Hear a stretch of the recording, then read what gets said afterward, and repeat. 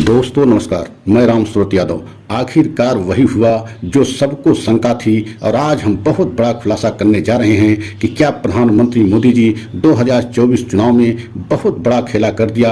और अब तो ऐसा खुलासा हो रहा है, विशेष सूत्रों से ऐसी जानकारी मिल रही है कि लगभग सभी एजेंसियां, यहाँ तक कि न्यायपालिका भी जो है एक तरीके से प्रधानमंत्री मोदी से मिली हुई है। ऐसा हम इसलिए कह रहे हैं कि आपने देखा भी है कि धीरे धीरे जो है विपक्ष के जैसे बड़े बड़े नेताओं ने आरोप लगाया ईडी सीबीआई को लेकर के, चुनाव आयोग को लेकर के, लेकिन जो बची खुची जो है उम्मीदें जनता की थी न्यायपालिका से, लगता है, प्रतीत होता है कि उससे भी प्रधानमंत्री मोदी की और बीजेपी सरकार की मिली भगत है। क्योंकि जब जब जनता को उम्मीद जो है बढ़ी न्यायपालिका पर, तभी तभी जो है जनता को वहां से निराशा मिली। और आपने देखा है कि वीवीपैट से निकलने वाली पर्चियों को लेकर के, गिनती को लेकर के जिस तरीके से जो है याचिका एडीआर की खारिज की गई थी, तभी एक तरीके से सवाल उठ रहा था कि बताइए अगर वीवीपैट से निकलने वाली पर्चियों की अगर गणना हो जाती तो कौन सा पहाड़ टूट जाता। लेकिन ऐसा नहीं हुआ, सुप्रीम कोर्ट ने उस याचिका को भी खारिज कर दिया।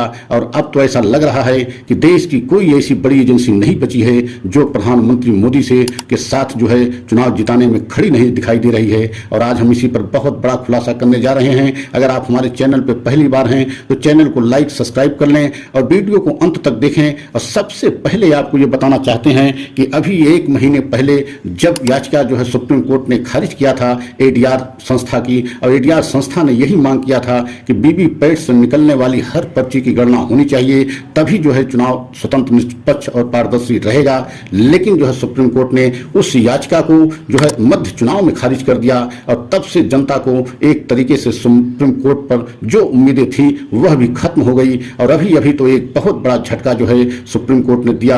जिस तरीके से आपने देखा है कि जो है सुप्रीम कोर्ट ने ही नोटिस जारी करके चुनाव आयोग से तलब किया था 24 तारीख को, उसमें तारीख लगी थी कि जो है पहले चरण और दूसरे चरण का क्यों इतना जो है लेट जो है एक तरीके से जारी किया गया आंकड़ा। लेकिन उसको भी अब ऐसा लग रहा है कि उस पर भी सुनवाई नहीं हुई और याचिका खारिज भी नहीं की गई, उस पर कोई फैसला नहीं हुआ। और चुनाव के बाद जो है देखने की बात कही जा रही है। तब समझ सकते हैं कि सारी देश की बड़ी बड़ी एजेंसियां जो है मोदी सरकार से मिली अब प्रतीत हो रही हैं। और जनता को अब कहीं जो है उम्मीद दिखाई नहीं दे रही है। और जनता ही नहीं, देश की बड़ी बड़ी पार्टियां, विपक्ष के बड़े बड़े नेताओं को अब इस बात का संदेश होने लगा है कि अगर हमारा यह चुनाव 2024 नहीं बचेगा तो उसके पीछे का सबसे बड़ा रहस्य यही खुल करके आ रहा है कि देश की सभी बड़ी बड़ी एजेंसियां, वो चाहे चुनाव आयोग हो, चाहे सीबीआई ईडी हो, चाहे न्यायपालिका हो, सब पर जो है प्रधानमंत्री मोदी का असर दिखाई दे रहा है। अगर ऐसा हुआ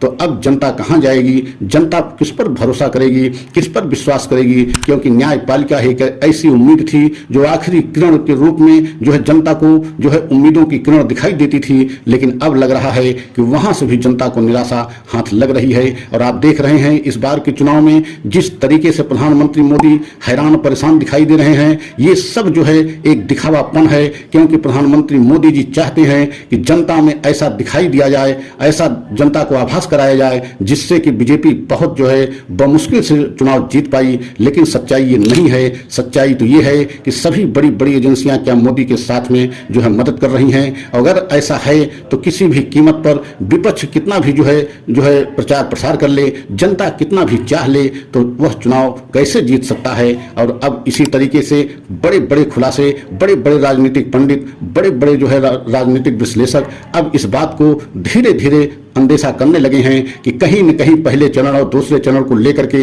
प्रधानमंत्री मोदी और चुनाव आयोग के बीच में मिली भगत की वजह से बहुत बड़ा खेला हुआ था। क्योंकि यही कारण है कि पहले और दूसरे चरण में 196 लोकसभा सीटों पर जो है मतदान हुआ था। और उसका आंकड़ा जो है चुनाव आयोग ने 11 दिन बाद जारी किया था। तो आप समझ सकते हैं कि अगर 196 सीटों पर खेला पहले ही हो गया तो एक तरीके से चुनाव तो पूरी तरीके से बीजेपी के पक्ष में चला गया। और अब बचे हुए चुनाव में भी अगर जो है आखिरी या मध्य में चुनाव आयोग ने कोई और खेला किया तो उसमें भी कोई मुश्किल नहीं होगी। क्योंकि जिस तरीके से सुप्रीम कोर्ट ने स्पष्ट ये कहते हुए मना कर दिया है कि हम इस समय चुनाव के दौरान चुनाव में किसी भी तरीके से दखलंदाजी नहीं करेंगे, क्योंकि आप देखा है कि जिस तरीके से सुप्रीम कोर्ट नोटिस जारी करके तैयार तो हुआ और एक तरीके से देश की जनता को, देश की विपक्ष की पार्टियों को, बड़े बड़े नेताओं को, सभी को एक तरीके से उम्मीद जग गई कि कोई न कोई बड़ा फैसला जो है ऐतिहासिक सुप्रीम कोर्ट लेने जा रहा है। लेकिन आपने देखा है कि जो है 24 तारीख को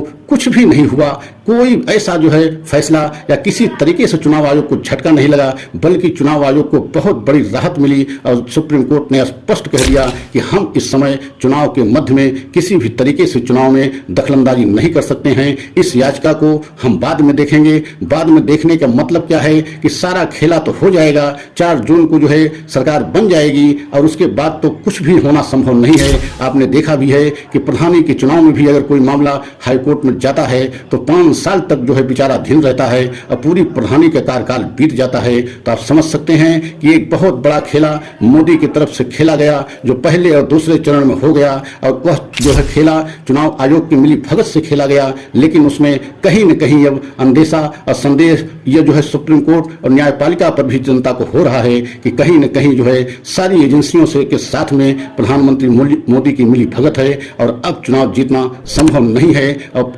आखिरकार में सरकार प्रधानमंत्री मोदी की ही बनेगी और वही हुआ जिसको सबको संदेह था, सबको अंदेशा था। तो ऐसा क्या प्रतीत हो रहा है, देखना होगा 4 जून को क्या होने जा रहा है। अगर हमारा यह वीडियो अच्छा लगा हो तो लाइक सब्सक्राइब करें, कमेंट के द्वारा अपनी राय दें। अगला वीडियो पुनः लेकर के आएंगे। जय हिंद, जय भारत।